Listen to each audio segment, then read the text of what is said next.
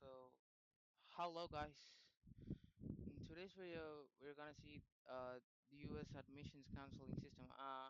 I genuinely, I honestly don't have any experience on that, but I spoke to hundreds of professors and counselors. Now I'm sharing the exact thing they have shared to me. So they are experts. So I'm just passing the information from them to you guys. So let's just dive right in. So, from the information I collected, strong applicants usually uh, uh, understand US admissions first, okay? So, US admissions is quite holistic. So, I guess you know that. So, academics plus extracurriculars plus leadership plus impact, essays, recommendations, character, and then core academic spike, impacts, and story. In some countries like India, academics uh, is the only barrier most students face for getting into most of the universities that I know. Okay, so in US it's not like that. So tier one, you have Ivy Leagues like those colleges, and then MIT, that is Massachusetts Institute of Technology, and then Stanford. They have 3 to 8% acceptance, so that's a very narrow space, right? So you gotta make your application really strong so that you'll get into this tier one. So I'm here to help you guys, so don't worry, okay? So tier two, top 20 universities. So even if it slips a little, you'll definitely get into top 20 universities because you've already worked a lot on your extracurriculars. You can just make a common app essay and just do it. So it's not that easy again, but if if you aim for this and slip a little, this is definitely possible. So tier three is targets and safeties. It's just like you don't get to top 20 universities. You just get into a normal university in US. So uh, GPA matters severely. GPA. Okay, let me explain the concept of GPA first. You need a minimum of 4.0 GPA. Okay. Uh, I'm writing with my mouse, so it's definitely not good. Sorry for that. So, okay. I don't know why this is like this. Okay, fine. So it doesn't matter. So why is it going again and again? Bro, okay, fine. I don't need that one. So 4.0, okay? 4.0 GPA. GPA must be 4. What is happening to this? Okay, or else I'll do one thing. I'll just dictate it in words, or else I'll try to write it again. Okay, don't care about GPA actually. I mean, not exactly like that. I'm saying instead of caring what GPA you'll get, if you get 95% above, okay, 95,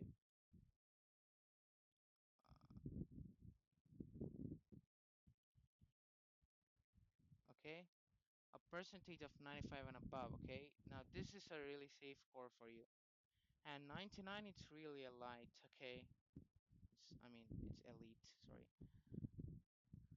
So you gotta get 95% and above, and even if you get 92% in ninth, you must improve to 98% in 10th. Like that, you should substitute it, and you should work hard for that.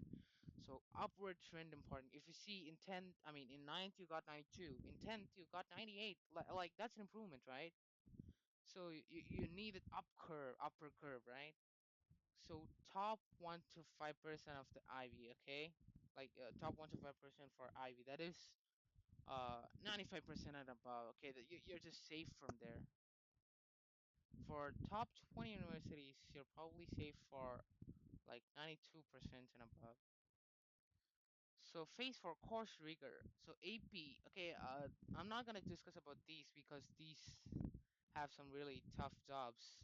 So we're gonna choose AP, which is still tough but not as tough as these. Okay.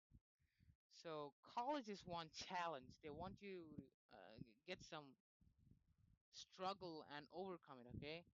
So key APs are AP Calculus BC, AP Physics C, that is mechanics, electromagnetics, and chemistry. I generally don't want to take this because it's based mostly on rote memory. I don't have that much rote memory. Just based on logic as all it. So you can also choose AP Statistics. You can say you love math, right? So AP CSA, this is a really simple one. So easy to get A plus. So SAT or ACT. I'm not gonna discuss about ACT again. SAT. Okay, let's talk about this. 1400 plus is the total marks for SAT is 1600, and the minimum marks one might ever get is 400. Okay, so strong marks is 1400 plus, and if you want to be elite and a little safe, you gotta do above 1500. If you want to get into the top tier, that is a tier 1 eligibility, you've got to do 1550 plus, or at least close to it, 1540, 1550, like that. So AP exams, take 3 to 5 APs, that's definitely enough, okay? Mostly you've got to take 4 to 5, that is the score, okay? If you take 2 to 5 quality APs and get some pretty good marks in there, you're welcome, right? You don't have to take 10 APs and score less marks. Not able to manage time, so just take some 3 to 5 easy APs, okay? So 2 to 3 strong impactful activities only. Okay, so that can be building an AI and or building a website, but there's a key difference. Uh, Building doesn't matter actually, honestly, okay?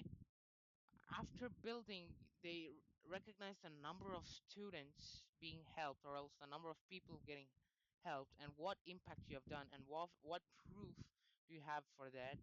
How many percentage of students have improved because of this? So like that. So depth is greater than quality. That's definitely an advantage. So examples: leadership role, research startup for coding project, competition or Olympiad, focus, measurable impact, plus consistency. I've shared my club link before. uh, you can just get the guide in that club, and I actually advise you to open another club for you. Like, if you open your own club, you can write it in your essay, and you can definitely add me. I'll come in and I'll get your help too, right? I'm not that experienced either. I'm just like you, just working hard to get in there so I can get some information from you. So you can just add me in, and you better start a club, like a huge impact club. Right now, I don't have much huge impact in club matters, but I'm hoping for in future. So one clear specialty, you gotta do one thing. So let's say one thing, whatever do I mean whatever you do in your profile and your life, it connects to one single thing. If AI is your passion, like me, for me, AI is the question. So whatever you do, it connects to AI. If you do something that doesn't connect to AI, you shouldn't write that in the essay. Not directly. You can write your AP rigors and mathematical Olympiads, those stuff. But that's just hobbies, okay? Something. If you do something serious, you gotta connect it with AI.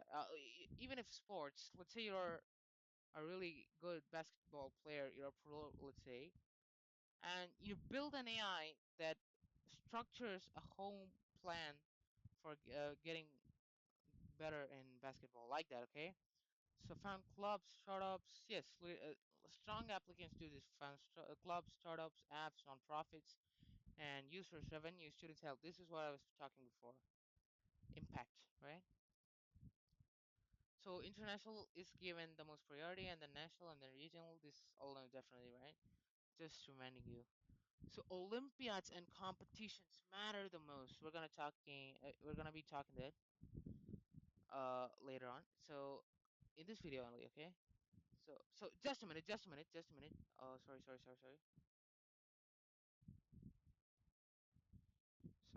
extremely sorry. So where were you? So phase 11, okay. Now again, this is the same thing talking again. So you gotta specialize your group.